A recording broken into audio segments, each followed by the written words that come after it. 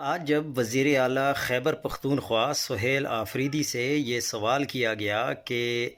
آپ نے وہ بلٹ پروف گاڑیاں واپس کیوں کر دیں، تو سہیل آفریدی نے کہا کہ آپ کو پتہ ہے کہ وہ گاڑیاں اب کہاں ہیں؟ تو آگے سے اس بندے نے، اس صحافی نے جواب دیا کہ وہ تو بلوچستان کو دے دی گئی ہیں۔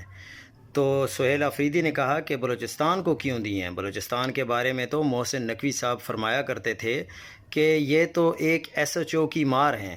تو جو ایس ایچ او کی ایک ایس ایچ او کی مار ہوں وہاں پر تو بلٹ پروف گاڑیوں کی ضرورت ہی نہیں ہوتی۔ یہ اس طرح کریں کہ یہ جو خود اپنے لیے بلٹ پروف گاڑیاں لے کے گھوم رہے ہوتے ہیں یہ ہماری پولیس کو دے دیں، اور جو گاڑیاں انہوں نے ہماری پولیس کو دی تھی ان گاڑیوں میں خود بیٹھیں اور